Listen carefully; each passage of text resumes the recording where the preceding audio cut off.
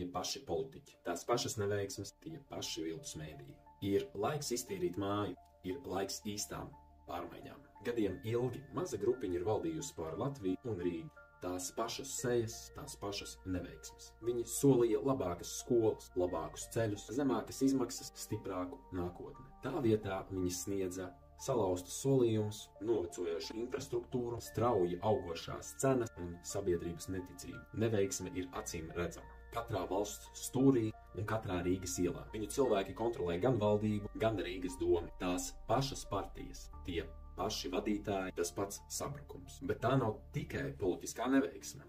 Arī mēdīji ir pievienojušies šai neveiksmei.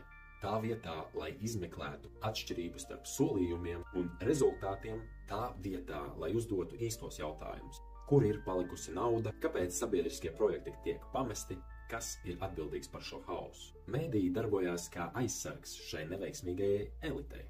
Vēl sliktāk, viņi uzbrūk ikvienam, kas ir pietiekami drosmīgi, lai izaicinātu sistēmu. Katru dienu jauns izdomāts stāsts, vēl viens absurds izrakums, balstīts uz puspatiesībām un tiešiem meliem.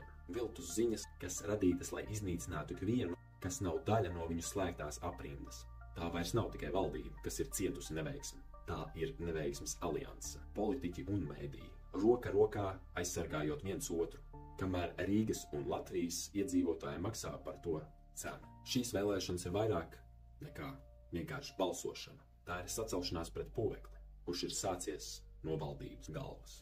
Tā ir mūsu kultūras aizsardzība. Tā ir cīņa par mūsu nākotni. Tie paši politiķi, tās pašas neveiksmes, tie paši viltus mēdīji. Ir laiks iztīrīt māju, ir laiks īstām pārmaiņām.